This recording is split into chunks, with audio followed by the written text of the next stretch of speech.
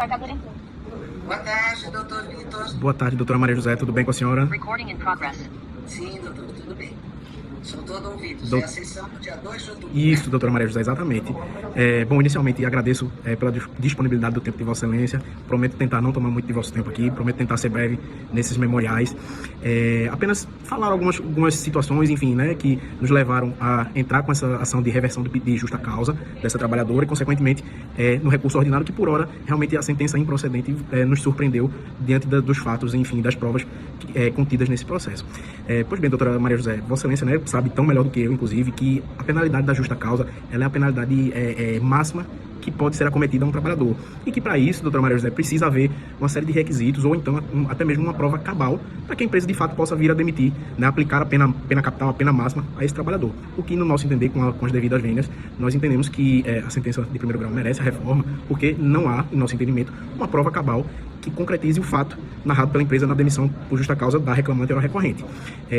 Como Vossa Excelência deve ter observado no recurso ordinário, essa trabalhadora surgiu um boato dentro da empresa, né, de cunho sexual entre o superior hierárquico dela e uma outra funcionária, uma outra colega, e esse boato se espalhou. Esse boato não há uma prova concreta, uma prova cabal de que foi um boato espalhado pela reclamante ou recorrente, né? Como bem o nome diz, é um boato que se espalhou e a empresa, né? Como bem o nome diz, é um boato que se espalhou e a empresa entendeu por bem, achou que foi quem deu cabimento foi a reclamante, recorrente, e resolveu demiti-la por justa causa. E aí, Excelência, nós, com as devidas vênias, identificamos aqui uma série de equívocos que a empresa reclamada cometeu, no nosso entender, e que, infelizmente, levaram o juízo de primeiro grau a proferir a sentença improcedente.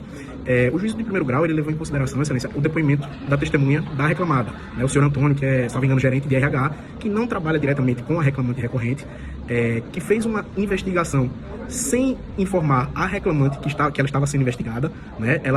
Houve uma conversa informal, isso tudo está em depoimento dele na ata de audiência, uma conversa informal com ela, onde ela não sabia que estava sendo investigada, e ele confessa que ele teve uma percepção, que ele achou que ela estava nervosa, enfim, e que ele indicou pela demissão de justa causa dela por uma percepção, ou seja, não por uma certeza. Então, a demissão da reclamante ou recorrente se deu com base num machismo e não numa certeza. Tanto que a testemunha da parte reclamante, né, a testemunha que trouxemos em juízo, ela foi tácita em dizer que de fato houve um boato que se espalhou, porém que esse boato se deu no dia que a reclamante estava de folga. Tanto que a proposta da empresa, doutora Maria José, ela se contradisse em seu depoimento, que ela disse que primeiro o fato, né, do boato aconteceu num dia que a reclamante estava em serviço. Só um minutinho. Tá ok. Vou fechar a porta aqui, porque tu tá abrindo um bar no meio da operação. Tá certo. Então, só retomando o raciocínio. A proposta da empresa informou que o boato se deu, primeiramente, num dia de trabalho que a reclamante estava presente. Depois, no próprio depoimento, disse que não, que o boato se deu no dia seguinte em que ela estaria de folga. Além disso, Excelência, toda essa investigação em que em nenhum momento foi dada oportunidade para a reclamante recorrente se defender, se explicar, ser ouvida, toda essa investigação foi feita enquanto ela estava de férias. Ora, doutora Maria José, todos nós temos o direito ao contraditório com a defesa, né? Por que não foi dada a oportunidade para a reclamante se manifestar? Né? Como eu disse, foi tudo feito em sigilo, sem ouvi-la, sem questioná-la. O testemunho da empresa disse que a ouviu de maneira informal, sem ela saber que estava sendo investigada, e ele teve uma percepção e não uma certeza. Então, diante dessas controvérsias, doutora Maria José, diante da falta de uma prova cabal, a empresa alegou uma série de fatos que não estão documentados nos autos, como disse que ela já havia sido suspensa várias vezes, mas sequer juntou suspensões nos autos do processo. Disse que havia imagens que comprovavam que ela espalhou o boato, mas sequer juntou esse vídeo no processo, doutora Maria José. Então, assim, diante de tantas contradições, faltas de provas cabais, que de fato comprovasse não foi ela realmente que espalhou isso, então ela seria passível dessa aplicação da justa causa, que nós estamos pleiteando com todas as vênias a reforma da sentença que julgou improcedente, a sentença de primeiro grau, para que Vossa Excelência puder analisar, né, com essas contradições, enfim, possa dar o provimento aí para reformar.